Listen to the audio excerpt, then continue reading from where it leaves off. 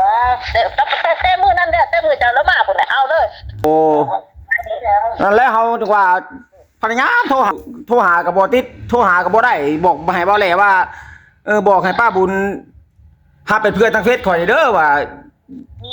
นี่ขอให้เขาแก้ไอเดียนี่ผมขอเห็นบ่เป็นว่าออกจะพักหลังบ่ได้เมียจะนอนได้เองนะมันเอาไปบล็อกไปเฟซบล็อกออกเฟซนะเฟซก็บล็อกออกเฟซเจ้าเฟซอันก็บล็อกออกสิบ่ให้ยังให้ได้บัดนี้ก็เว้าเนาะก็เว้ากันค่ะแล้ววันนี้ข่อยก็หายแล้วข่อยว่าคั่นว่าข่อยบ่รับบ่ดีสีผู้นั้นสีผู้นี้ข่อยเฒ่าปานนี้แล้วข่อยว่า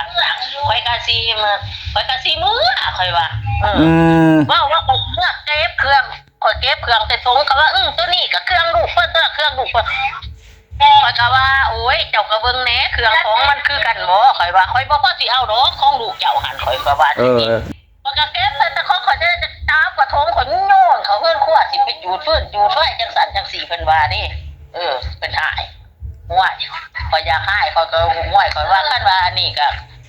มันบ่อันนี้ก็เว้ากันก็บ่ได้เพิ่นก็เว้าได้บาดนี่เป็นว่าได้เว้ากันก่อนคันสิเมื่อเว้ากันก่อนจังได๋ข่อยสิยะสิเอาลูกเอาเมียมันสิยะคันจักสิเมื่อต้องเว้ากันก่อนเพิ่นห้วยข่อยว่าคันเว้านี่ก็บทบันทึกสัญญามันก็อยู่บ้านพุ่นเมื่อเว้าอยู่บ้านพุ่นแล้วข่อยก็ว่าสิติโอ้ยจังได๋เราก็บ่เมื่อแล้วเพราะว่าเราเฮ็ดผิดคักแน่มื้อนั้นบ่เฮ็ดบ่เราเว้าในนั้นในนี่ว่าเจ้าบ่ให้เฮาจะเอาลงคลิปจะเอาลงชั้นเฮาก็บ่ได้ลงนะคือได้กินอยู่เขาฮะย่างไปย่างมาบาดเอาตีนไปถือเจ้าบัดเตะซ้ำเตะและดังตับรถว่าตันทางหลายว่ะไปเวียดแล้วหันเพิ่นขึ้นหน้าเพิ่นมาสี่หน้าข่อยแล้วหันได้มือเพิ่นจะถือสารถือหน้าข่อยว่าข่อยอยากหายที่แบบแล้วเขาเว้าเพิ่นยังไงขาสิคั่วข่อยหายสิเบิ่งได้ขาจ้าใจฟันหัวมันให้มันเลยไปนอนพวกหมอคนจังให้มันเมื่อจังสั่นจังซี่เพิ่นเว้ากับเจ้าหั่นได้คนเป็นนี้ไปหาสิไปเอามากับเอามากับโทษเอาเนี่ยโทษเอาเนี่ยเอามาแล้วก็มาก็มาเว้ากันเว้ามันก็บ่ฟังของเก่าของมันบ่ฟังก็เว้าก็เว้ามันยังบ่ฟังมีแต่สู้ที่มีแต่ให้ว่าดีนะเดี๋ยวนี้มีแต่อยากเอาสนามหมู่บ่ได้ฟังเหตุผลจักแม่นบ่แม่นอย่างเดียวเดี๋ยวนี้หาบ่เท่าก่อนลาวเป็นคนใจร้อนบ่มีเหตุผลหยังมีแต่เว้าใส่ร้ายผู้อื่นเฮาโลดกับป้าบุญก็นับถือเพิ่นเป็นผู้ใหญ่เราเป็นคนดีเฮาจะไปคิดหยังกับเราในนั้นว่ะอีหยังซ้ำอีหยังบ่ได้ว่าอีหยังเนาะมากก็บ่มีสิว่าไงว่าสมมุติว่ามากก็บ่แม่นสิว่ามากของก็ของกับเพื่องอมาแม่นไปเห็นยามใดครับแม่ป้าบุญตลอดแล้วเพิ่นไปแฮงบ่เว้าใส่ร้ายในนั้นแนวนี้ก็เพิ่นสิเป็นเรื่องข่อยว่าเพิ่นสิมักอีนั่นปากซี่หั่นผู้ปากช่องได้นาวหั่นบ่นับกันมานอนหัด2คืนเช้าอันนั้นก็ได้ปิ่มเปียนับกันอยู่ว่าเขาสิวนน้ำเพิ่นจะได้เขาหรือบ่วนน้ำเพิ่นแนวนั้นแหละเนาะสิอยากได้ที่นั่นแล้วก็เว้าให้เฮาจังซั่นจังซี่บ่ได้หาเรื่องใส่เฮาเขาหรือบ่วนน้ำเพิ่นแล้วเขาก็มื้อเขาเมื่อยก็บ่อยากให้เฮามาหันจิตน่ะนั่นน่ะบ่มีใครสิเป็นค่าใช้เพิ่นบ่มีแต่เขาเองเขาบ่ได้จับบ่ได้ว่าหรอกจับบ่ได้หรอกเห็นบ่ข่อยว่าในเฟซนั่นเขางกเพิ่นบอกเพิ่นยิ่งบ่ได้ยินอยู่เฮาว่าข่อยว่าแม่มันลงใส่งกเขาบ่ได้พูดเขาข่อยว่าจับพวกจริงเอาหาน่ะใครอยากฟังก็ฟังบ่อยากฟังก็อย่าหัวมันได้กระเบื้องมากเข้ามามุ่งให้อีกข้างหลังอีกหาน่ะแล้วเพิ่นเว้านำบ่แลนะว่าบ่าวกำไผมาแล้วก็กับป้าบุญเจ้าว่าเฮานี่เฮ็ดบ่ดีบ่นั่นกับเจ้าเฮาดอกบ่รู้จักหยังแนวนี้ก็เว้าผู้เฒ่าก่อนนะว้ายบ้านนี้ข่อยก็เว้าแล้วข่อยว่าคันว่าบ่พอมุกพอใจก็ไปเอาประวัติมาเว้ากันใช้หลักฐานเจ้าข่อยจะว่าสิโลดข่อยสิโทษใส่พ่อคำไผจ้าเตอตามข่อยไปโลดเอายังบ่ไหวหน้าแตกหน้าซ้ำบ่ไหวข่อยว่าเตอตามลูกข่อยหลายข่อยว่าลูกข่อยหลายซื้อให้ของเจ้าบ่ทันได้มีพ่อปีไว้ก็นั่งอยู่หั่นก็นั่งอยู่หั่นก็ว่าอย่าเฮ็ดจังซั่นนะอย่าเฮ็ดจังซั่นนะโอ้ยมันสิรวยเท่าใดมันสิจักเงินจังซั่นจังซี่เพิ่นบอกเอาให้เราของเราจะเอาไปหุ้นเราไปสู่เพชรหยังแล้วว่าก็บ่ฟังนะหายนี่จะขาดจะตายว่ายแล้วว่าเรื่องสิเอาไปใส่คุกสิโตเอาพี่น้องเพิ่นเอาพี่น้องเพิ่นเอาดูฮักเพิ่นมาจับข่อยไปใส่คุก ไปว่าเชิญโดดตัวใดแม่นผิดใครล่ะ จับบ่ได้ดอกถ้าผิดใครถือก่อนสิจับก็ต้องสืบสวนข้างแน่ว่าเจ้าผิดในข้อหาใดจึงจับ อันนี้เจ้ามาหาเรื่องบัดแถมยังมาตีมาทุบโทรศัพท์อีกแน่นอนก็มีจ้าหาจ้าได้ใครมากี่อยู่ครับคือว่าอยู่ห่างใครว่าก็คือแล้วม้ามันยังบ่อยู่ใครว่าโอ้ไม่คิดไปเล่าโหยังไงก็ว่าโทษได้เก่าก็บ่ว่าโทษแท้ๆก็บ่ได้นะเพิ่นบอกกับเพิ่นแม่นที่ว่าเพิ่นบ่จักเฟซอีงกนี่เพิ่นบ่จักมึงบ่ได้ฝึกบอกของข่อยแม่นเฮาติดต่อหาเจ้าอยู่เฮาติดต่อหาเจ้าคือบ่ติดว่าบล็อกเพจเลยก็เลยว่าบอกบ่แหล่คันว่าเจ้าโทรหาป้าบุญให้เราเลิกอันบล็อกเฟซข่อยเด้อว่าติดต่อหาป้าบุญบ่ได้ว่าเจ้าบ่ได้ไปนำเพิ่นบ่นี่หลังจากหันมาเฮาก็ไปแล้วเฮาเพิ่นก็เซยเพิ่นก็บ่ได้ว่าได้เฮาไปกับอันหมู่เด้ไปกับบ่าวพรเพิ่นโทรหาเด้มื้อเพิ่นเมื่อฝากโทรศัพท์ให้เจ้าอะไรเฮาบ่ฮู้ว่าเจ้าเมื่อเฮาบ่ฮู้ถ้าเฮาไปฮอดผู้จึงว่าฮู้ว่าเจ้าเมื่อพุ่นน่ะว่าเมื่อแล้วว่าซั่นเพิ่นก็ไปฝากเงินให้เจ้าล้านนึงมื้อเจ้าว่าจ้างเขาบักต้นพร้าวเด้มื้อที่พระนครโทรไปน่ะไปหักตัวมาเข้ามามันไปจับจ้างนะเขาว่าตัวให้มันฝากมาให้อีกข่อยว่าข่อยสิถึงเมื่อโดยเพราะว่าตุก้อนบอนใส่ควบมูลแห้งนั่นยามใดป้าบุญเราสิว่าว่าอยากเมื่อจักเถื่อเฮามายามใดก็บ่ได้เห็นว่าสิเมื่อบ่ได้เห็นว่าอยากลักเมื่อว่าอันนี้ข่อยก็เมื่อที่รักยังจักเบิดถามเบิ่งเต้ประวัติเพิ่นว่าน้อยก็ไปเงาะน้ำอาอยู่หาถามเบิ่งอยู่บ้านน้อยหาอยู่บางตรงยี่ก็ว่าบ่ได้ตะกี้เมียเขาก็เมียเขาเจ้าก็สิเสียจักอ่ะเพิ่นว่าข่อยก็เพิ่นเพิ่นว่าเราหลักเมื่อข่อยว่าบ่ให้เมื่อมืออื่นก่อนจะเมื่อไปนอนข่อยก่อนมืออื่นก่อนจังเมื่อก็บ่ฟังความเพิ่นว่าหลักเมื่อเพิ่นว่านะข่อยก็ยึดโทรศัพท์ไว้เครื่องของไว้เพิ่นว่าเราก็ยังเมื่ออยู่พุ่นน่ะเฮาก็เลยว่าบ่แม่นเจ้าอันเอาไว้เบิดแล้วข่อยเลยว่าถ้าเป็นจังซี่เขาก็จับตาบ่ได้โทรลูกเจ้าข่อยโทรมาเขาก็สิห้องงกตกใจเรื่องของข่อยบ่อยู่เขาก็ว่าจังซี่เขาก็จับก็แตกกระมุนเอาสิเมื่อว่าคันว่าเว้ากันก็ว่าบ่ว่าเฮาก็หลังจากมามื้อนั้นเฮาก็โทรไปหาเจ้าก็บ่ติดหลังจากกันมือเฮามามื้อนั้นน่ะ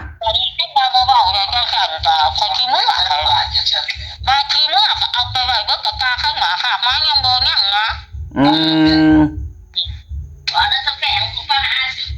เพิ่นว่าข่อยบ่ได้ให้บ่ได้เว้าบ่ได้ว่าบ่ได้ว่าสิจาติจาขาจาตีจาพัดดอกเราเมื่อเอกลาเพิ่นว่าข่อยว่าบ่ให้เมื่อแล้วก็เมื่อเพิ่นเว้าสิบ่เท่าก่อนน่ะโอ้ยจักขาจักบ่นี่หันแล้วเคยเห็นแล้วเนาะก็ว่าบ่ได้แล้วแม่ป้าคันเป็นกันคือก็มาเพิ่นสิขาสิกี้เจ้าลูกเมียเพิ่นก็คนมาหาเพิ่นคือก็งากำแล้วว่าคนคือแล้วตายแล้วเขาว่านี้ล่ะแต่ว่าเขาบอกกะเขาคงบ่แม่นบอกกะเขาจะเอาเขาว่ามาเขาก็บ่ว่าว่าแบบนี้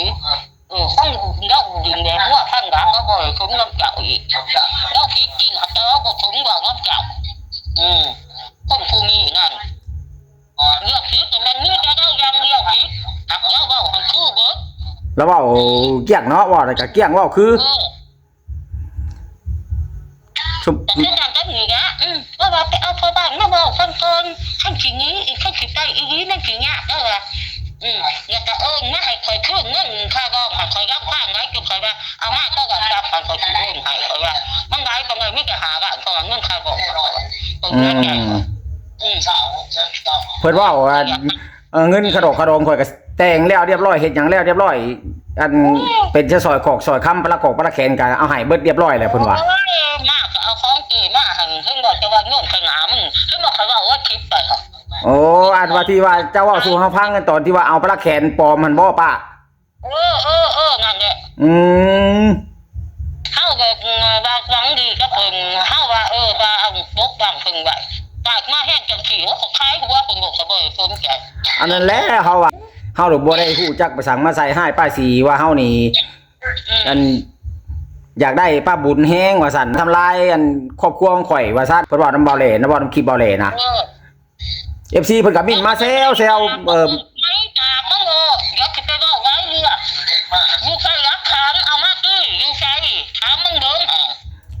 เราบ่มีหลักฐานลั่นหักเราเว้า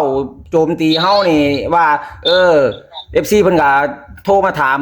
มิ่นมาแซวๆว่าบ่าวไผแม่นแท้บ่ผู้เฒ่าก่อนว่าเจ้าไปแย่งเมียเรามื้อใดสิแต่งงานนั่นน่ะนี่เพิ่นถามบ่จะไปบ่แม่นดอกก็ว่าเฮาก็นับถือเป็นผู้ใหญ่ผู้หนึงป้าบุญเห็นว่าเป็นคนดีว่า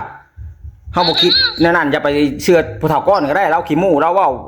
หาดีใช่แต่ตัวเองว่ะ แม่นพวกเขาอยากให้เจ้าน้ำไหมปากมันขับก็ไม่ขาดคอยสร้างน้ำหมามันแห้ง มื้อนั้นเฮาเอาน้ำป้าบุญนั่นบ่พอฮอด10ความจ้าว่ามื้อนั้นนั่นว่ะมื้อเฮาไปมื้อนั้นน่ะว่ะ เขาบอกไอ้ปากน้ำเจ้าเนาะเจ้ามากกับคือเรื่องหาเพิ่นเด้อ แม่นเห็นเจ้านางจักตอกอยู่ในหั่น ว่าอีหยัง แม่นแล้วมาตอนสุดท้ายแล้ว เจ้าขึ้นมานั่งน้อยหนึงหั่นจึงว่าพอเฒ่าก่อน บางทีอีหยังมันงงไปอีหยังมันงงไปมันงงว่าอีแม่คอยตาอีผู้นี้คอยมือไหลตายมันแค่มาทำแล้วคอยถึงเมื่อข้างบ่เบิ่งแล้วเดี๋ยวก็บอกกูสิไปบอกแล้วก่อนคอยว่าจังซี่ให้คอยไปตายจำนานครับ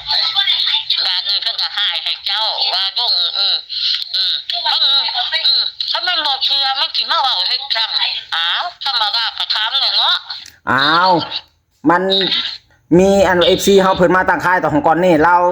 โทรมาถามเราจะเว้านำผู้เฒ่าก่อนแต่ผู้เฒ่าก่อนบ่ฮู้จักลาวซื่อๆมื้อนั้นน่ะมันบ่ได้นะอันผู้สาวบ่มาแหละบัดนี้เราว่าเอารูปบัดนี้มีรูปเลยให้เจ้าไปให้เราสูตรให้ครับว่ามันลองเบิ่งเราอ่ะอันน่ะ อันพวกมาหาเรามีแต่พวกเป็นบ้าไปว่าจังซี่ซะ แล้วบัดนี้เฮาว่าคันว่าบ่ได้ก็ค่าคายค่าคายเนี่ยเอาครึ่งนึงบ่ได้บ่ว่าคันว่าบ่ได้นี่อันนี้เราว่าเอาเบิดคันบ่ได้มาหยังแล้วว่าคือบ่ไปหาผู้เขาได้เอา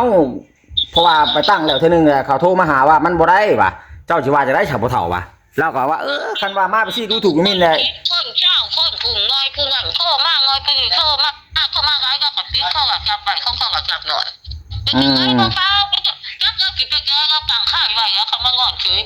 มันก็สิได้สู้แค่ไหน เราบ่ได้สูตรบ่ฉามาตั้งค่ายแล้วนะคือว่าเขาเห็นแต่มือเขาไปเขาบ่เคยเห็นแล้วก็เป็นยังถึงเตือ ทางเว้านี่เราบ่ได้สูตรไล่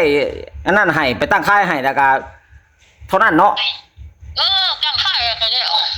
โอ้ย มันบ่เห็นว่าสิเป็นยังสูจังตัวบ่มี ทางเราเว้าคือว่าไปนั่งสูตรนั่ง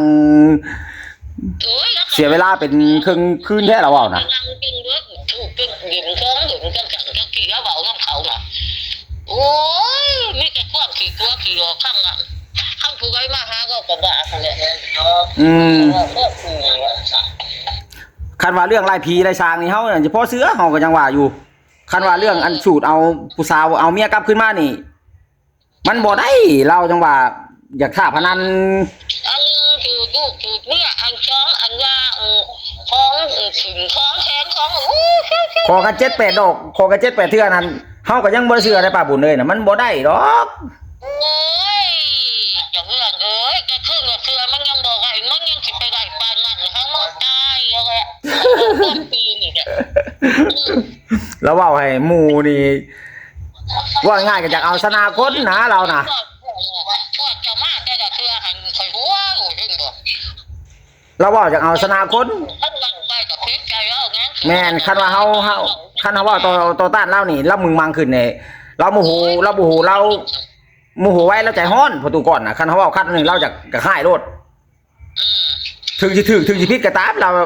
อยากเอาชนะคนโลดว่าง่ายก็คือแบบว่าได้7-8ดอกนะคันว่าบ่เชื่อก็เอาลูกตัวมาเอาเมียตัวมาเราว่าสิบ่เห็นบ่เราอยากเอาชนะหมู่น่ะเขาเอาแข็งอ่ะแม่นตั้งแข็งอ่ะก็คือการจับคือเว้าก็ข่อยแล้วเว้าหันนั่นสิพ่อพิจับเว้าจังซั่นคันว่าจังหมู่จังเนาะคันว่ากูเว้าผิดเว้าพลาดไปแล้วคำมากก็เว้าความดีซะโอ้ยเดี๋ยวเนี่ยเอ้ยมันเฮ็ดจังได๋ข่อยเว้าผิดไปแล้วมันข่อยหายข่อยขึ้นข่อยย่อมลูกย่อมเมียว่าแค่ความมีอันนี้หายเลยตุ่นหัวมันพอข่อยเว้ยแม่ข่อยนำบ่ที่หาข่อยสิไปอยู่กับเพิ่นแค่อยู่เพียงหน้าจ้องเนาะเพิ่นหาเพิ่นพี่เพิ่นขาข่อยดิข่อยสิอยู่ไปเฮ็ดหยังคันอยู่ต่อไปญาติเราตีบ่ป้าบุญตีแน่นอนทั้งไปตีบอกแล้วบอกเพิ่นสิได้ตีโอ้ยเพิ่น เพิ่นไปนั่งขอยอยู่บ้านน้อยอยู่บ้านอาค่ะกูมือเปียกจ้าเนี่ยเพิ่นว่ามีดก็มีไรไงในหัวบุมือเปียกจ้าเนี่ยไรเพิ่นว่าคือมีดไรอยู่หัวบุโอ้ไอ้บักนี้มันก็บ่ได้เว้าแล้วบักนี้มันเข้ามันหลอกเขาปวดจอกเขาเฟี้ยวบอกกันเข้ามาโต้เขาเป็นโค้มากเด้คนโค้มากแค่ของเขาแบบจับคอยเพิ่นเอาไว้มาในคนโค้มากแค่เงาคนว่า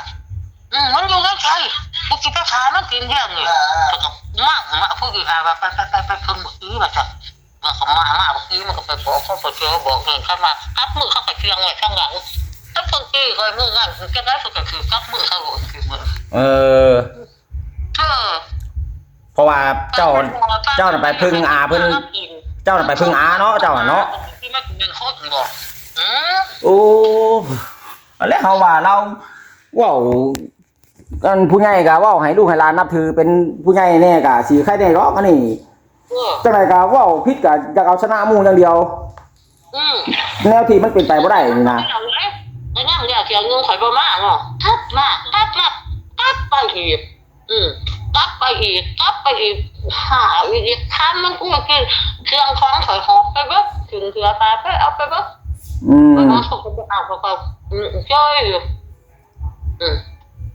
เอาไปเบิดไปเลยคือหน้าเขาเชียงขับไปบ่ได้ขี่เป็นน้ำเขาเขาไปอยู่หันเดียวเขาน้อยเรื่องงานหันเรื่องแบบอะไรเมื่อกี้นี่หายมีพวกพ่อเขาโผล่ยังเขาเก่งนี่ค่ะเขาอยากจะไปบุญกันขึ้นเนี่ยนั่นแหละเฮาพยายามโทรหาเจ้าอยู่บ่ได้เฮ็ดจังได๋ก็บ่ได้บ่ติดต่อบ่ได้ระบบเฟซต่างๆเลยเขาสิมีอันเพิ่นมือนั่นโลมาด้วยกันขึ้นบ่มาเขายานขึ้นมาก็มีอันละยังว่ายันแล้วเอาบ่ฟังยังนะ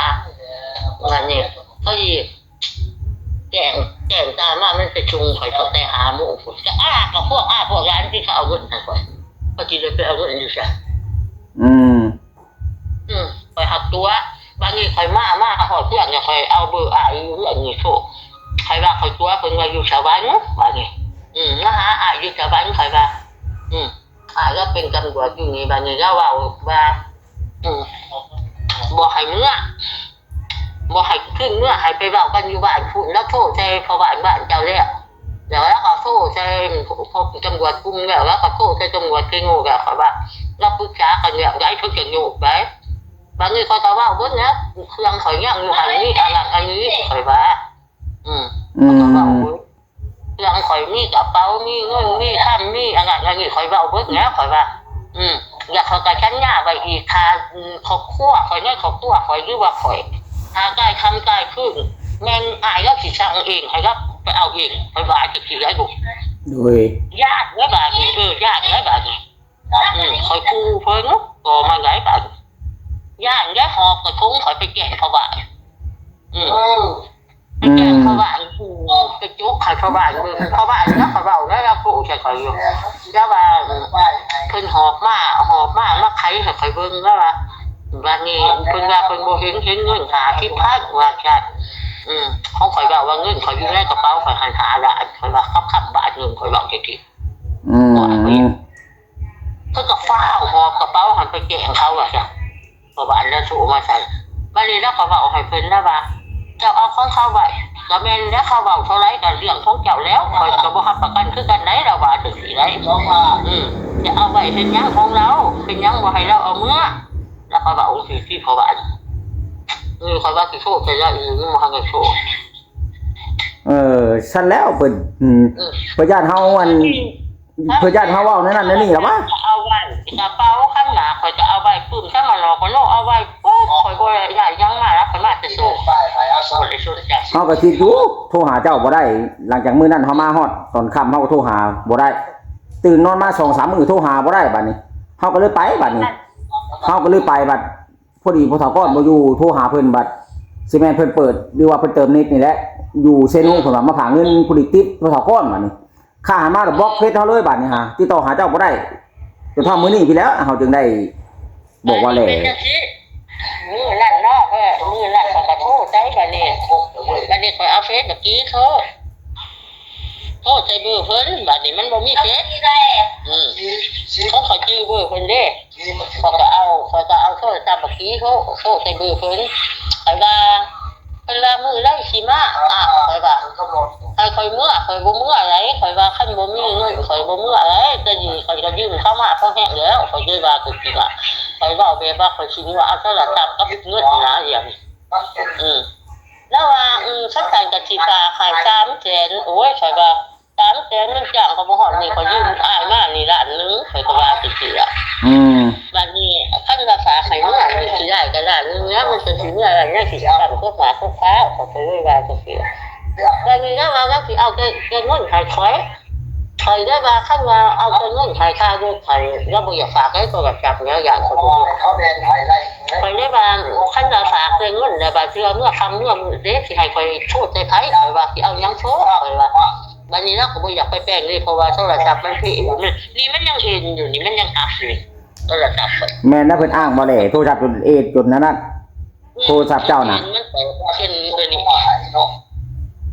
เคยก็อยากหายเนาะมือนั้นก็อยู่หันก็อยู่หันเขาก็เว้าเลยแล้วข่อยว่ามาอยู่นำเจ้าข่อยบ่ทันได้เห็นเงินเจ้าพ่อกี่พ่อเหรียญไหน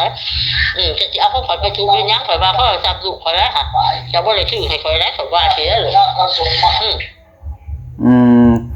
เพิ่นเว้านำบ่แหล่นั่นว่ามื้อนั้นก็อันว่าผู้สาวอันว่าที่มาแต่ปากส่งได้นาวแหละก็ตั้งค่ายกับล่าง8ทันเดอันเงินก็ข่อยให้เมียข่อยเบิดให้เมียข่อยเอาเมียเบิดเพิ่นเว้าสิได้เพิ่นว่าในคลิปบ่แหล่นะขนาดนั้นข่อยขอขายเฮ็ดสวนถุงหันยังจกเอาไปกินเลยบ่ยังเอาเป็นเบิดเลยเขาเคยเขาว่าเอาไปเผาหัวข่อยเขาว่ากูบอกเงินหลายแท้นั่นนี่เว้าเงินหันบ่แม่นบ่มีข่อยมาหันมีอยู่เงิน20ไปละเอาเงินน้ำเพิ่นหากบ่แม่นสิให้เฮาเห็น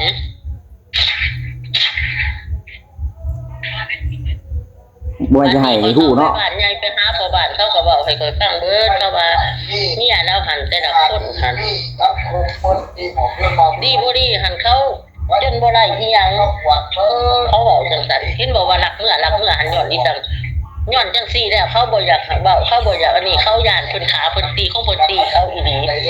ว่าแต่เพิ่นดับตาเขาก็นักนี้ลูกจังซั่นอีนั่นหันก็เพราะว่าอันใดไปส่งอันว่าผู้คนตะอุ้ยเอ็นบ่คนตะอุ้ยอีเมดูอ่อนหันเขาเว้าค่อยฟังติอีนั่นหันลูกมันหันสิจับลูกมันวิ่งเขาก็ภัยจับขายนจะฉาบอยู่สิวิ่งเขาก็ภัยมันหายบ่หายจนมันสิอันนั้นชอกตามันด่านลูกมันตายโอ้โหนี่ซะเนาะพังเว้านี่บัดนี้มันก็โอ๊ตมันก็เว้าดีผู้ดีเพิ่นก็นอนว่าซั่นบ่เพิ่นนอนมันก็ได้สูงค่าขี้เสือค่าขี้สูงค่าสันมันก็แล่นเข้าในบ้านมันนี่พ่อบ้านเข้าเสืองเขาเฮ็ดบ้านแล้วจังหวัดบ้านตรงนี้พ่อบ้านเข้าเสืองเขาไปจงเทิงไห้เทิงเงินค่ารถค่าละเขากี่บาทเนาะเขาดูโจรเนาะเขาไปส่งอยู่รัก3ผมเพิ่นนั่งหาบ่พอเขาส่งขึ้นรถแล้วเขาจังได๋มาขึ้นรถออกเขาจังได๋มาเขาบอกค่อยฟังเบิดแม่นเฮาก็ได้ยินเขาเว้าอยู่ว่าหน้าไข่หน้านุ่มแล้วให้น้ำหนาตาแล้วมีเลือดแล้วย่างเราห่วยขึ้นไปว่าซั่นคันว่าไปแปลนญาติบ่สาวก้อนเห็นบ่หรือว่าจังได๋แล้วย่างน้ำห่วยขึ้นไปเลยหน้าไข่หน้านุ่มตีหน้าแตกหน้าเต้นว่าซั่นอันคนที่อันอยู่ตะโอ้ยน่ะอันเมื่อนั้นชื่อฮู้นน่ะเขาบอกว่าคิดฮอดแท้คือว่านั่นคิดฮอดลูกจนให้ว่าซั่นโอ้ยเนาะบอกคือดีบ่สาวก้อนก็เบิดคู่คนพอดีมีอีหน้านึงหันอีกหันแล้วอยู่ไกลอันนั้นลูกแล้วมาหับเอาแล้วก็หลักนี้คือกันสั่นบ่จักเขาว่าเนาะลูกเราจึงบ่มีไผอยู่นำเนาะอยู่นำบ่ได้เนาะแล้วใจฮ้อนแหละเพราะว่ามันเป็นจังซี่ดอกเด้เพราะว่าเนี่ยเรา13 14เมียมันเป็นจังซี่แหละแต่ลูกเราจังบ่มีไผอยู่นำเรานะป้าเฮาคิดเบิ่งไงคิดเบิ่งลูกตัวเองยังบ่มีไผเลี้ยงคลิปไปมื้อเว้นนี่เด้ข่อยเว้ากับอีหนุกข่อยว่าเต้าคิดทั้งหลายถ้าไผเสือก็เสือไผบ่เสือก็ยาข่อยว่าหากแต่ว่าฟังเอาหั่นแหละว่าเมียเรา13 14คนคันเราดีเราบ่เป็นแนวนั้นดอกข่อยว่าของเราเว้าแล้วเอาดีแต่เราบัดมูแล้วเป็นหยังก็ยังข่อยว่าเอาสิแล้วดอกว้าวเอาดีเข้าโตมันสิอยู่ไรลูกเมียมันบ่มีไผอยู่ไรเด้อข่อยบ่ไปอยู่เอาอีจังเพิ่นดอกคันแนวนั้นแม้แต่เพิ่นโอบค่ำเขายังบ่อยู่เนาะโคตรว่าเลยไปเว้าข่อยไปอยู่ข่อยก็ว่าวัง ดีบางงามได้บางจุบบางงามข่อยได้ว่าเพิ่นสิว่าเว้าฟังข่อยหอยความเนาะเพิ่นเอาปานนี้ล่ะอายุก็หลายเด้เนาะโอ้ยเดี๋ยวเอื้อนอีเพิ่นสิเอามา100คนแล้วเอามาข่อยบ่สะออนข่อยก็บ่สิได้ตายอยากอีกเพิ่นเว้าได้มื้อนั้นเว้ากับข่อยลูกก็สิเอารถมาให้เดี๋ยวมานี่ข่อยสิพาไปซื้อข้ามโลดโอ้ยข่อยว่าข้ามบ่เงินก็ยาข่อยว่าพอแล้วข่อยว่าจะอยากเอาไปก็เอาซะข่อยว่าข่อยเว้าสิได้โดข่อยบ่เมื่อหรอกข่อยว่าจะเอารถมาให้แล้วคนแนวว่าคือว่าสิแบ่งหน้าไปยังให้ประกาศอยู่ว่าสิแบ่งหน้าให้ครึ่งนึงบ่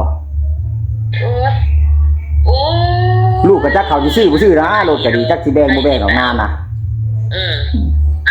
แล้วว่าเบิดลูกเบิดร้านเบิดพี่เบิดน้องบ่มีไผสิสนนำมันดอกมีแต่มันสิตายนอนจออยู่ผู้เดียวมันแล้วว่าโอ้สิเขาเฮ็ดบ่สนบ่บ่ป้าเอ้ยนี่ว่าเจ้าหรอกเจ้าดีหรอกพวกข่อยจังบ่ถิ่มบ่ป้าเขาว่าลูกเรือหมู่นั้นลูกเมียเขามาแต่เท่านั้นหันเขาฮอดบ่สนบ่บ่ซับเขาบ่จักซับบ่ได้กลับไปได้แม่นเฮาไปหลายเทื่อหลายที่อยู่กับบ่ได้อันเห็นแน่นั่นว่าผู้คนที่มาตอนนั้นอยู่หน้าน่ะเขาบ่ได้เคยเห็นเราหาก็สิเห็นมื้อนั้นแล้วเขาบ่ได้สนเขาบ่ได้ตรงเลยทำอยากเอาก็เอาอยากป้าก็ป้าอยากอีสังก็อีสังว่านี่ก็มีเทื่อนึงนะว่าเซาอีตัวว่าแม่ลูกอ่อนอีอยู่ตาโอยนี่แหละที่เป็นเขาว่าอยากให้มีหลองมีกันจะต่างยังบ่ไปเขียวเอาแล้วเราว่าไปเขียวเอาแล้วเขียวก็บ่ซ่าความหายด้วยไปนำเราว่าแล้วบอกให้คนฟังเบิดขั้นไปนำแล้วจังสั่นไปแต่งค่ำปอมหันไปเค้นให้ข้อเมียแน่สินนึงไปเค้นให้ข้อเมียเฒ่าได้สินนึงค่ำ2 บาทเอาครับปอบอีกบ่ธรรมดาเนาะทุกคนนี่บาดนี้เขาตะโอยมันบ่จักแม่นบ่ดะมันบ่ได้คือเราเฮาไหนเขาบ่ได้เอาไปกวดเขาบ่ได้เอาไปกวดแล้วเนาะเขาก็บ่ได้เป็นบ่กวดก็เฮาหันมันเบิ่งซื่อๆเฮายังฮู้ได้ว่าสิซะอันนี้เขาน่ะบ่จักเขาก็เอาคันเอาแหละเอามาสิแม่นมันบ่แม่นคำมีเงินสิบ่ได้เขาก็โทษใส่กันเว้ากันแล้วเขาก็เว้าภาษาเขาเนาะเพิ่นก็บ่จักสินะแล้วที่เป็นจังซั่นเด้มันนี่มันมาอยู่ได้เดือนปลายว่าซั่นมันก็หนีจบบ่แล้วบ่ให้อันเขารักหนีจังได๋เนาะตัวเองก็มีแต่เอาอันท้องปลอมคือว่าไปหาเจ้านี่ก็ท้องปลอมอีกบ่แม่ป้าโอ้ยข่อยก็ว่าเพิ่นของข่อยถามจังซี่เนาะข่อยว่ามื้ออื่นมื้อนี่ได้สิลงสิว่าจังได๋มีบ่เงินครับข่อยว่ายังได้ปานใดมีได้ปานใดข่อยว่าสินะมันสิฮอดมื้อลงได้ไดข่อยว่าสิเอาคำนี่แหละไปขายเพิ่นว่าคำนี่2 บาทก็สิขายบาทนึงแล้วก็สิเปลี่ยนให้เจ้าบาทนึงเพิ่นว่าจังซี่บ้านนี้เพิ่นเอามาข่อยบ่ได้เบิ่งได้มีแต่ว่านี่เด้เอามาอันนี้เด้เพิ่นว่าข่อยก็บ่ได้เบิ่งข่อยก็เสยเด้บัดนี้บัดมาฮอดเทือนฮอดตาพี่แล้วจนมื้อนั้นน้องมื้อมาฮอดเทือนในบ้านพี่แล้วเด้บ้านนี้ก็ข่อยก็ถามเพิ่นที่มือแจ้งมาเนาะข่อยว่าของสิเอาเฒ่าเอาแก่มานี่ข่อยว่าอยู่ในไส้แคนจะอยู่เอาไว้ไส้เขาก็เลยว่าเอามาเบิ่งเพิ่นก็เอามาให้ข่อยคันเอามาให้ข่อยมาเบิ่งข่อยว่าคำนี้มันบ่แม่นเด้อเขาว่าใบซื้อขายก็มีแน่เนาะป้าแต่เก่านะเฮาซื้อบ้านนี้ข่อยว่ามันบ่แม่นได้นี่อยู่ไสหนังสือมันก็ได้ว่าจังซี่โอ้ยบ่แม่นสิไปใช้ข่อยบ่ข่อยลงเอาน้ำเฮียบึกเพิ่นว่าก็หาเฮียบึกคันแน่จะทาเบิ่งตี้มื้อนี้ไปโลดครับข่อยก็แม่นนี่แหละเป็นจังสิบ่แม่นเพิ่นว่าข่อยว่าข่อยถามเจ้าเพื่อความแน่ใจข่อยได้ว่าคันมันแม่นก็แม่นข่อยว่าคันมันบ่แม่นน่ะอย่าว่าข่อยหายได้ข่อยว่าสิละดุว่าข่อยก็จับไหล่ข่อยก็วางหอดฐานเขาพุ่นข่อยก็ไปให้เขาเอาอันนั้นสีดพอดีว่าลำมากผมบ่ใส่หนาเพิ่นโอ้เอาไปให้เขาเฝ้าเอาไปให้เขาเฝ้าไฟไปให้เบิ่งรถมันก็นี่ครับเจ้าข่อยว่ามันก็ดำคือแล้วเนาะมันก็ดำคือแล้วผมบอกบ่ใส่หนาเพิ่นมันก็หายแล้วชัดๆก็สิเมื่อเจ้าอย่าเฮ็ดแนวนี้ข่อยว่าเจ้าเฒ่าแล้วว่าแม่นเจ้าเด็กน้อยข่อยว่าเครื่องเขาก็ว่า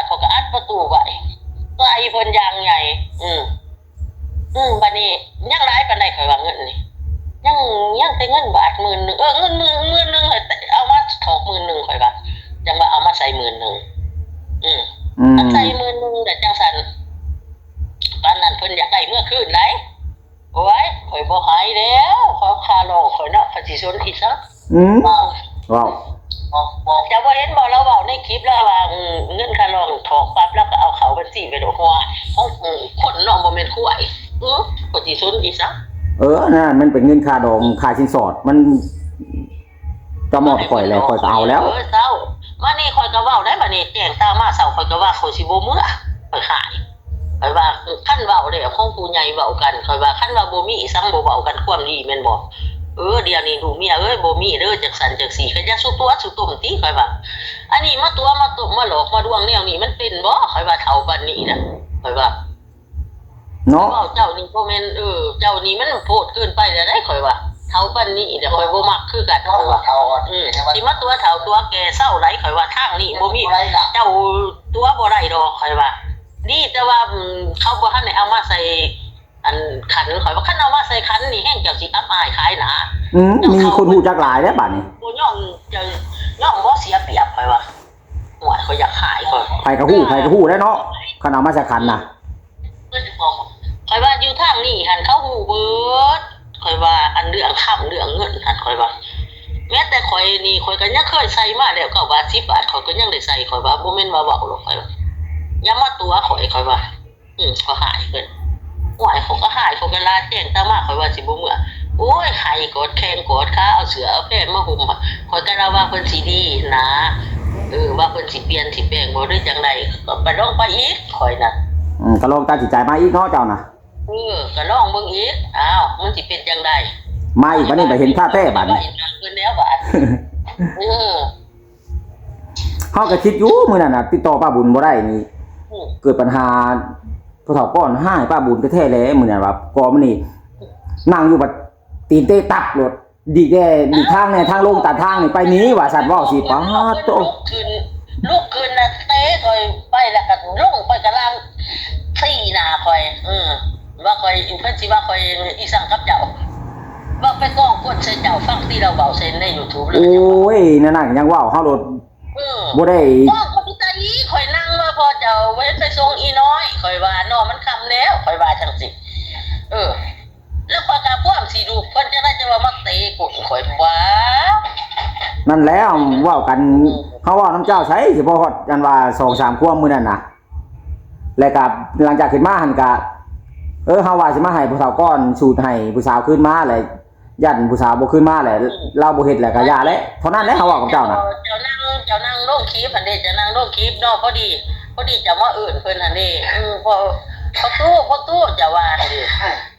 เขาเอาผีออกฟ้าเด้แม่นมื้อนั้นมีทีมเพิ่นเว้าจังซี่ได้อันนี้เห็นบ่อันนี้มันอยากให้เฮาไปได้ค่ะมันอยากให้เฮาหนีได้มันสิมาสีกันโอ้ยเฮาเพิ่นว่าคันออกไปส่งนี่ย่านว่าพ่อเขามาถิ่นผีแหละพอดียันว่าพวกกันมาส่งถิ่นผีนั่นเป็นคนเฮาฮู้จักกันนะเป็นพวกดอมเขามาเอาหลานสาวในบ้านนี่ได้ฮู้จักได้โทรถามเขาว่าตอนนี้อันมาส่งสการเนี่ยกลับเมื่อแล้วบ่เขาว่ากลับเมื่อแล้วเฮาก็เลยเอิ้นเพิ่นไปผู้ตู้เขามาส่งผีเขากลับเมื่อแล้วเจ้าบ่เมื่อบ่เฮาก็ว่านี่นะคนนั้นเพิ่นว่าพาของผีบ่ได้เพิ่นเว้ากับอันสาวน้อยนั่นน่ะเฮาก็เลยเอิ้นเพิ่นเฮาน่ะหวังดีเฮานั่นย่านว่าเพิ่นพ่อเขาเจ้าอะไรว่ามันคนหลายเฮาก็เอิ้นเพิ่นว่าบ่เมื่อบ่ผู้ตู้พวกมาสิผีเพิ่นกลับเมื่อแล้วนะนี่เฮาเอิ้นเพิ่นน่ะแล้วเฮาก็เมื่อเด้แล้วเฮาก็ขี่รถออกเมื่อเด้เว้าอีกไงคันบ่แม่นเราบ่เว้าหลายบ่เห็นบ่จะเบิ่งติจะฟังติเราเว้าก็อีน่ะจะฟังติมันอยากให้เฮาไปนะหันมันสิมาสีกันนะฮะโอ้ยข่อยหันเบื่อพอเข้าไปทุกคนจะไม่สาดข่อยเบื่อแนวนี้ก็ยังเว้าข่อยโดนว่าข่อยคนปานนี้แล้วข่อยก็ว่าสิแล้วข่อยว่าคั่นจะเว้าจังซี่นี่นี่มันมีเจ้าบ่ข่อยได้ถามเจ้าเว้าเจ้าคิดล่ะบ่ข่อยว่าข่อยนี่มีเจ้าใดบ่สมควรได้สิมาเว้าจังซี่ให้เขาฟังแม่นแต่ว่าล่ะคั่นว่าดูว่าเมียข่อยได้ว่าจังซี่นะคั่นว่าบ่วางเนื้อเชื่อใจแล้วข่อยก็เฒ่าปานนี้แล้วข่อยว่าข่อยก็สิเมื่อข่อยได้ว่าจังซี่ข่อยบ่มักอันมาเว้าหึงหวงแบบนี้ข่อยว่ามาเว้าให้ข่อยแบบนี้อับอายขายหน้าจักไทบ้านใดเมืองใดมาเว้าให้ข่อยจังซี่คือข่อยนี่สีอีหลีข่อยว่าจังสั่นจังซี่ข่อยว่ามันบ่สมควรข่อยได้ว่าจังซี่ข่อยโดดอยู่ซื่อๆข่อยว่านั่นแล้วเฮาว่าเฮาโดดอยู่ซื่อๆบ่ได้ฮู้จักไปสั่งย้อนว่าหวังดีโท รบอกเพิ่นโทรถามเขา ก็ ก็เลยเอิ้นเพิ่นเมื่อพร้อมกันว่าซั่นนะ คนก็ปากกาเว้าอยู่หั่นแหละไปอยากหายแฮะเขาก็ไปซานกะแตอยู่นานค่ะเขาก็มันก็เว้าก็อีน่ะที่อ้อมแม่มอยู่ว้าข่อยโอดแท้เด้ข่อยว่าข่อยบ่อยากตอบอยากเถียงนะคิดว่าอาขยามันให้มันแจ้งก่อนเขาจังสิเว้าว่าแจ้งตามมาเช้าข่อยก็เว้าแล้วบาดนี้บ่สิเมื่อเด้ข่อยว่าอันว่าบ่ว่างเนื้อเชื่อใจกันแล้วข่อยก็สิเมื่อ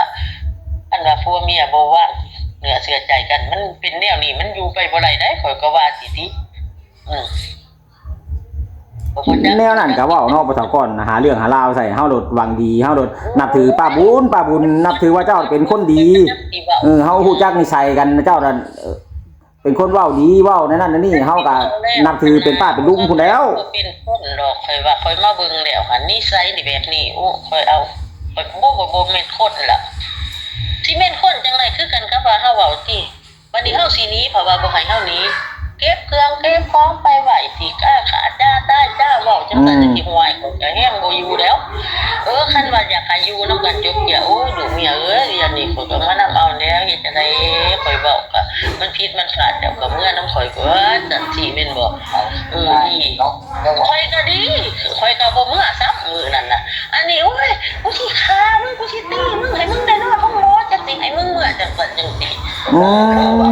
นำมาบัดแฮงกันว่าใส่อารมณ์อีกตื่มอีกเนาะคนแหล่มันบอกข่อยว่าฆ่าข่อยว่าเป็นยังไงฆ่าคันฆ่าก็ฆ่ากูตายมันข่อยตายก็ยังอีกคือกันข่อยว่าเจ้าก็สิตายคือกันเขาว่าสิได้รู้เจ้าสิสิฆ่ามันตายมันบ่มีพี่มีน้องข่อยตายก็บ่มีพี่มีน้องอยู่นี่ก็มีพี่น้องข่อยก็ว่าจะอย่าเว้าแบบนั้นข่อยว่าว้ายบัดคนบัดนี้บัดข่อยลงมาแล้วข่อยก็ใส่เพิ่นคือกันข่อยก็ว่าข่อยไปแจ้งไว้เบิดล่ะอ้าวข่อยว่าเอาเบิ่งคันข่อยลงข่อยใต้ข่อยนั่นข่อยนี่แม่นเจ้าข่อยก็ว่าสิดีแจ้งในบ้านว่าเขาว่าข่อยเป็นหันเป็นนี่ตายมือหุงมือคับแม่นเขาตอกก้อนโลดบ่ว้ายก็บอกอันนี้แหละดีบ่ดีข่อยลงใน YouTube ไปอีกข่อยบ่ได้สนใจอาขาดบาดไม้ข่อยแก้ข้อกันมากดิเอาไปนองหน้าแล้วเพิ่นว่าอันแม่ป้าเจ้าให้ลงให้ข่อยลงพุ่นจังได๋ข่อยก็บ่ลงเพิ่นว่าเฮาก็คิดอยู่เพิ่นบ่กล้าลงเนาะเพราะว่าเพิ่นได้ทำความผิดเพิ่นได้เฮ็ดความผิดแล้วนั่นแหละก็บ่กล้าลงเฮาคิดในใจเฮานะจังได๋เราก็บ่ลงเพราะว่าความผิดเราเป็นนี่แล้วเจ้าก็ลองคิดบ่คือว่าคันคนบ่ผิดล่ะไปไสมันก็ไปแม่นตะว่าแม่นคำเฮาบ่มีความผิดนี่ไปไสก็ได้อันนี้เจ้ามีความผิดแล้วบัดนี้อันนี้คันเฮาว่าไปเว้ากันคันว่าเอาเข้าบ้านเพิ่นมาเว้ากันสมมุติว่าแล้วก็ว่าเราบ่เว้าแล้วก็สิหนีเมื่อใส่หนูแล้วว่าสิอยู่ไปตายนี่ซั่นข่อยว่าเขาสิบ่อยู่แล้วข่อยว่าคันเว้าแบบนี้เราบ่มีหลักฐานหยังเราเว้าไปลอยๆคือว่าเฮาใส่เจ้านี่แล้วคันว่าเราเว้าบัดคันบ่เชื่อเจ้าก็โทรหาเฮาบัดเฮาไปบัดนี้เฮาไปบัดเฮาบัด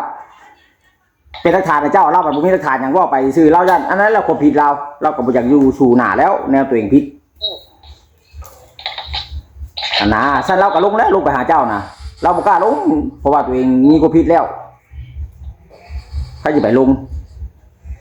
เพราะว่าโอ้พอเฒ่าก้อนก็เว้าให้ลูกให้หลานแนวนี้ก็ยังเว้าว่าเฮาโดดนับถือเพิ่นว่าเป็นผู้ใหญ่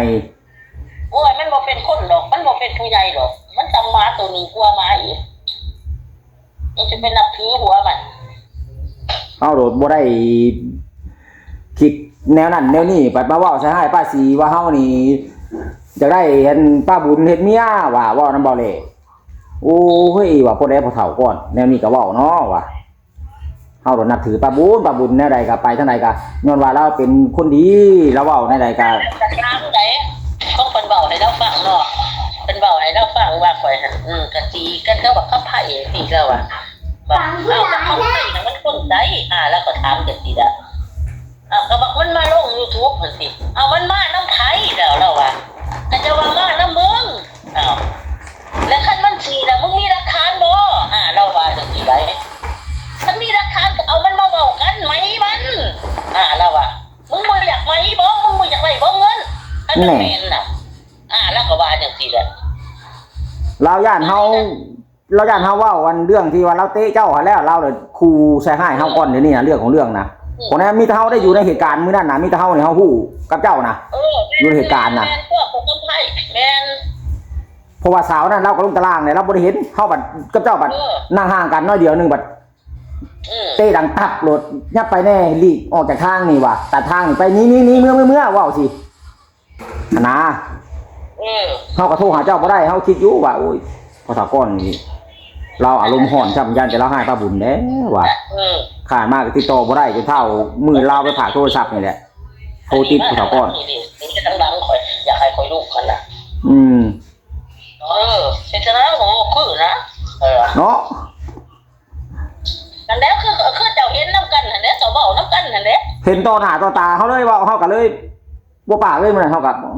คิดจังได๋เนาะประตูนี่ใจร้อนแท้เฮาว่ะเราเข้าหลบประจักษ์ก็ว่าเลยมื้อนั้นได้แต่เบิ่งแล้วอันไปหามีอาหารเชิญให้เพิ่นไปหาโดดเอามา100คนมันก็บ่มีไผอยู่ใดดอกคณะบ่เปลี่ยนนิสัยเนาะคณะบ่เปลี่ยนนิสัยนะคันแต่ลูกเรานี่นะป้าขนาดนั้นว่าให้เราเตะเราตีอยู่หั่นลาก็ตามขาก็ตามพร้อมกันตามอีอันใดก็ย่างลาโคตรพ่อคนแม่ก็ย่างหั่นขาตีวีโว้ก็ย่างหั่นอันนั้นหั่นแล้วสิดีแล้วสิมันคันมันซัวบ้านนั่นก็บ่แม่นมันเป็นคนข่อยว่าถ้าคนคือข่อยนี่ข่อยบ่ได้ให้คนหายคนด่าข่อยแล้วข่อยบอกคันแต่ลูกสาวเรานั่นลูกสาวเราโทรมาหาเฮากันเราก็ยังว่าเจ้าไปล่ำเถื่อล่ำข้าวนี่ก็ยังฮู้จักว่านิสัยพ่อข่อยเป็นคนแบบใดไปใดเขายังอยู่นำบ่ได้เขาโทรมาหาเฮาแต่เมืองไทยพุ่นน่ะอันว่าลูกเพิ่นนั่นซื้อคำน่ะพ่อข่อยเราเป็นคนใจร้อนเราจะเอาชนะคนเราว่าเราเป็นคนเอาใจตัวเองเราว่าจุกข่อยก็ยังอยู่นำบ่ได้เราว่าอันน้องเอ้ยเราว่าเจ้าไปยังไปล่ำเถื่อล่ำที่ก็ยังฮู้จักนิสัยเราในนั้นเจ้าก็ซั่นแหละเราว่าแบบนั้นแหละเฮาจะอยู่นำบ่ได้ลูกเจ้าก็ดีเราว่าย้อนว่าเว้าหยังก็เฮาเว้าแน่มันถึกนี่เพิ่นก็ว่าเสียความเพิ่นเราว่าเราบอกนะเราอยู่นำบ่ได้ลูกสาวนะลูกเต้าเขาก็บ่ได้สนนำเพิ่นดอกอ้ายน้องเขาก็บ่ได้สนเราคนใจโตอ้ายน้องคนอื่นเนี่ยเขาบ่ได้มาเขาฮอดบ่ถามฮอดหน้านี่แหละอ้าวแล้วเว้ากับข่อยแล้วว่าคืออ้าวคือกันป้าเอ้ยตั้งแต่ช่วงนั้นข่อยบ่ได้ไปข่อยบ่ได้มองบ่ได้ถามหน้าถามตาก็มีเจ้านี่แหละเจ้าข่อยจังได้เว้านำแล้วว่าเอาเว้านำเล่ากับเพียงเจ้ามาอันนี้แหละแม่นเขาเจ้าก็ว่าเจ้านั่นดีอยู่อันพี่น้องทางบ้านแขน้อยก็มันน่ะพอทก้อนเราบัดเฮ็ดตัวเราเองนั่นนี่แล้วแล้วเว้าแล้วนี่แล้วว่าตัดเด้อแล้วว่าตัดเด้อตัดพี่ตัดน้องเด้อแล้วว่าให้เจ้าเมื่อแล้วนี่ข่อยบอกสิเบิดแต่ว่าเฟซยังบ่ต้องบ่ทนนำอีกลูกหลานก็บ่ไปเขาก็บ่ไปโทรมาคันมันสิได้ข่อยก็สิบ่ไปป้าเอ้ยแล้วว่าก็จะหายเนาะแล้วเบิดหุ่นร้านอยู่ไทยพุ่นมันก็โทรมาใส่เกือบเอาเว้ากันเขาให้ตัดเบิดตัดเป็นตายผู้เดียวเพิ่นเขาว่าอันนี้เสียงนะ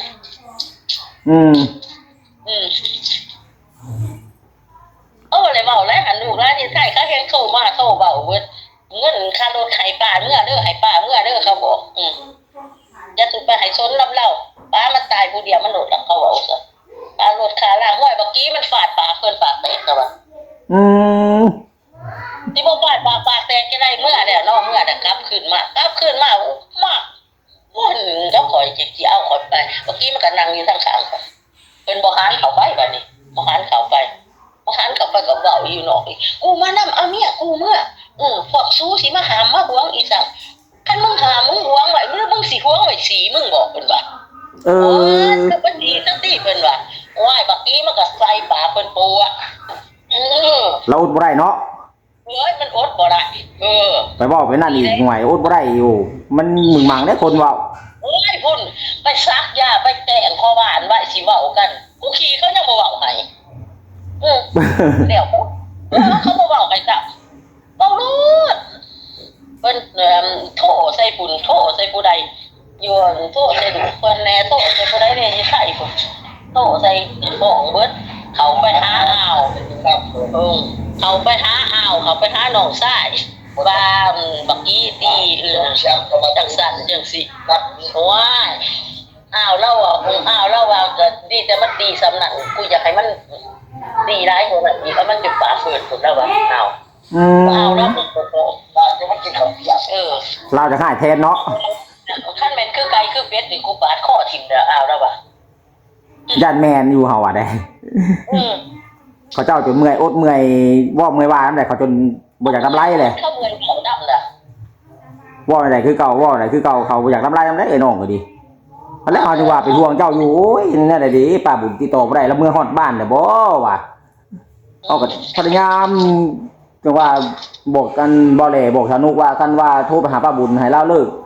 อันบล็อกเฟซข่อยเด้อว่าเราฮอดเฮือนแล้วบัดนี้พอเฮาไปมื้อไปบล็อกเพิ่นอันนี้เป็นคนบล็อกนี่เพิ่นบล็อกของเด้อเบอร์ปาดโทรศัพท์เฟซแล้วก็เฟซเพราะมันอยู่นำข่อยเบิดเด้เฟซพวกนั้นของข่อยเอาเด้บ่ข่อยสิเอามีเวียกมีงานมีนั่นมีนี่มีกินมีอยากข่อยโทรใส่เราให้เรามาจังซี่นะมันจังสบายเนาะเฮามีแหละจังสบายข่อยหันนิสัยข่อยเบิ่งเพิ่นแล้วข่อยว่าคั่นว่ามีพี่มีน้องเฮาก็มีแล้วก็มีเบอร์พ่อบ้านเพราะว่าข่อย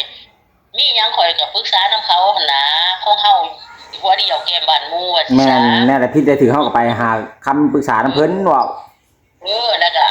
เขาก็นับถือหยังเขาก็ฮักก็แพงหั่นน่ะแม่นั่นแหละเฮาไปใส่เฮาเฮ็ดดีแล้วมื้อดอกคนหาคนแพงเฮาน่ะมีเพิ่นแต่ละคนหั่นคนบ่ได้แนวนี้ได้จังว่าเพิ่นบอกให้คอยเพิ่นว่ากูเอาเมียมานี่13 14เมียบ่มีไผสิมาตอบพวกกูอันนี้มันเถียงความมันเก่งเพิ่นว่าอีนี่เพิ่นว่าเพิ่นว่ากับเจ้าหั่นบ่เพิ่นว่ากับเจ้านะแม่ป้าเพิ่นว่ากับเจ้าหั่นบ่เพิ่นว่าเถียงกลัวเพิ่นดิไปเว้าเพิ่นดีๆน่ะข่อยเพราะว่าเขาก็ย่างไปหาเองเพิ่นว่าเพิ่นสิไปหาเพราะว่าข่อยบ่ให้เพิ่นไปหานะเขาเพิ่นตัวข่อยเพิ่นก็บ่ไปไปเองโทรใส่อย่าให้เราเว้าเด้อเรื่องบักคำไผหั่นอย่าให้เราเว้าเด้อเอ้าบ่ให้เฮาเว้าจังได๋เขาผิดกันเรื่องนั้นแม่นบ่ล่ะว่าจังได๋เขาสิมาปรับมาใหม่อีกได้เพิ่นว่าคันไปเอาพวานมาก็ได้เสียเงินอีกได้ว่าธรรมดามันแหละเนาะคันว่าเฮาอยากเอาเรื่องนี่ตุก้อนน่ะผิดได้กล่าวหาเฮาแบบนี้ป้าบุญเลยเฮาบ่ได้จักไปสั่งเฮารถน่ะมาหาเรื่องไม่เอาเงินมันรถน่ะมาหาเรื่องหาเล่าใส่นั่นเข้ารถนับถือเป็นผู้ใหญ่บัดมาหาเรื่องหาเล่ามาใส่เฮาแบบนี้เฮาเสียหายบ่แม่นง่ายมาเว้าปริมาร้อยว่าโอ้ยพระกอดเฒ่าหลายปีซื่อนี่ว่าเจ้าบ่เว้าเขาจะค่อยเว้าลงใน YouTube น่ะอัน YouTube สาวนกจะเปิดเบิ่งได้บ่เฮาเบิ่งแต่ของเบาแหล่เบิ่งของเบาแหล่มื้อนั้นเบาแหล่โทรหาเบาแหล่โทรหาเจ้ามื้อนั้นนะมื้อ3-4 มื้อก่อนน่ะนั่นแหละของเบาแหล่กับของสาวนกระดกอยู่นั่นกันนำกันแล้วก็ลงมื้อนี้ค่อยก็เว้าก็บ่ได้สนใจนะเข้ารถบริสุทธิ์พุทธพองครั้งแน่เข้ารถวังดีบ่ได้เฮ็ดอีสังว่าบ่ฮู้จักไปสั่งบัดมากล่าวหาว่าว่าเฮานี่อยากมาทำลายม่างครอบครัวเพิ่นอยากได้ป้าบุญนี่เฮ็ดเมียแนวนี้แล้วเว้านะอุ้ยว่าพูดแหละนี่ว่าเพื่อญาติเฮามีดูเขาก็มีเว้าว่าแม่นเพื่อญาติเฮาอันว่าบอกอันคนหรือว่าญาติเฮาปล่อยคลิปอันที่ว่าลาวเตะเจ้าหั่นแหละแต่เบิ่งนี่เราเลยขู่เลยใส่หายเอาก่อนหั่นนะให้เจ้าเว้าโลดเด้อพอคับไผเอ้ยเจ้าลงคลิปให้เจ้าเว้าโลดของแนวเฮาก็เห็นต่อหน้าต่อตาเฮาก็บ่ได้เว้าสู่ไปฟังได้เฮาก็เก็บไว้เป็นความลับไว้มื้อนั้นแหละบ่แลถามโอ้ยมื้อนั้นโดดตุก่อนเราโมโหจังไห้เรื่องสูตรผู้สาวบ่รู้ว่าจังได๋รถป้าบุญนั่งอยู่ใกล้แบบเตป้าบุญนั่งทับรถยับหนีได้เมื่อตัดทางลงนี่ขอรถบ่ปากจะท่วมว่าเว้าสู่กันสาวนุกกับบ่แลฟังมื้อวานมื้อซื่นน่ะแม่ดีๆบ่ว่ากับไผเอ้าจังแม่นบ่แม่นได้ถามป้าบุญกว่าจนดังตัดว่ะเฮาก็ว่าสิแหละต่อหน้าต่อตาเลยว่ะบ่แม่นว่าข่อยเว้าว่าเอาเห็นกับตาดีเนาะว่ะ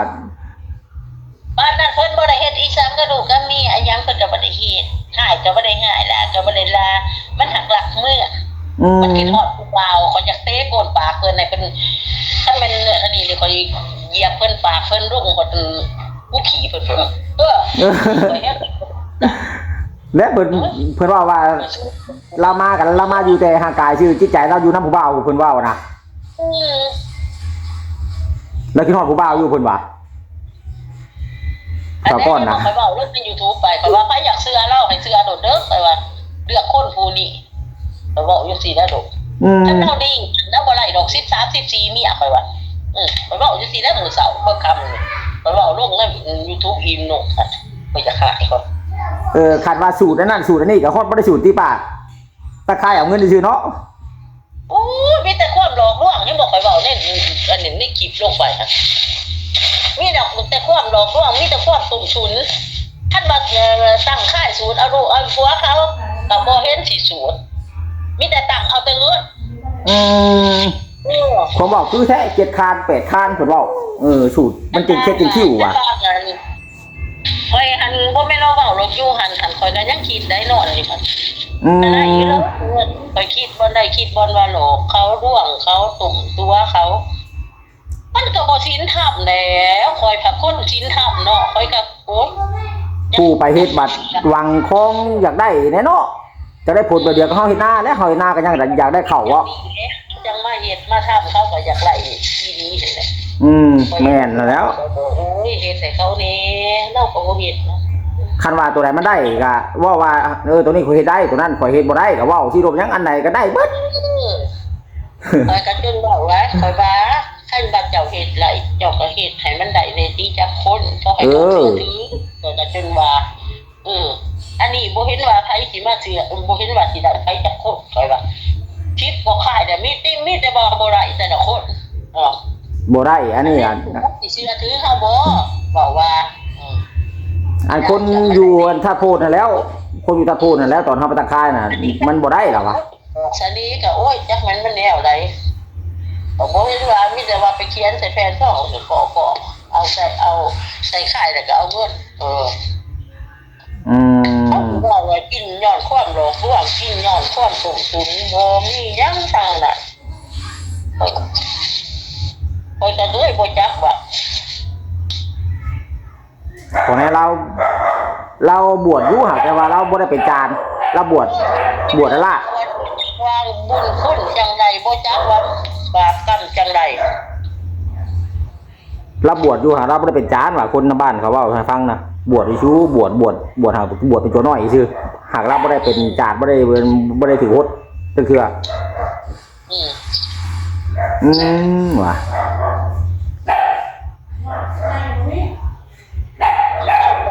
ได้ก็จะฝึกเด้อโดยฮอดบ้านฮอดเรือนแล้วอยู่ดีไม่แห้งอยู่ที่ป่าเดี๋ยวนี้โอ้ยบ่คึกสบายเป็นจังได๋ก็อยู่ดีไม่แห้งคือเก่าแหละโทรหาดินโทรหยังได้เฮาก็นับถือเป็นป้าเป็นนั่นคือเก่าแหละเป็นหยังดอกก็ว่าว่าแก้พวกน่ะถ้าจะโทษโดยไม่หยังก็คือหมู่เฮาหาบ่แม่นคือได้เว้าหยังดอกบ่ไปโดยเฮาก็นับถือป้าบุญไปยามใดก็นั่นแหละก็คือกันได้อีช้างงกตาแต่นั่นแหละเพราะว่าเฮานั้นมีแต่อยากเฮ็ดบ่แค่ก็เคยเห็นบ่แค่ก็ขอเขามาอยู่ฮะยักหักเหมือนได้โดยมีแต่อยากเฮ็ดดีเฮาน่ะกับมันพี่กับน้องก็ไปทั้งไกลก็คะแนนเฮามีคนรู้จักแหละนะเฮาน่ะบ่ได้ว่าอยากมีจิตใจกันปองร้ายดอกแม่นทั้งเทื่อมีโอกาสมีเวลาไปลงใต้พุ่นก็มีคนรู้จักอยู่บ้านนั้นบ้านนี้ก็โทรหาเพราะว่าฮ้อนนั่นฮ้อนนี่พอรู้จักกันนะฮักแพงกันไว้ก็ไปหามาแวก็ดีแล้วเฮาว่าโดยบอกอยู่ว่าฉันนกมาเอาคลิปเท่านี้เด้อเฮาว่านั่นแหละตัวเองว่ะโดยทั้งเทื่อมีเวลาไปสารวัตรนึงจะมันใกล้เลยนะเทื่อได้มีเวลาได้ตูดไปโดยสามีป้าเด้อใจแน่ไปนักเพิ่นค่ะโดยสามีได้เฮาสิพาลูกไปเที่ยวบุญก่อนโดยอยู่ดีมีแห้งป้าโดยสบายดี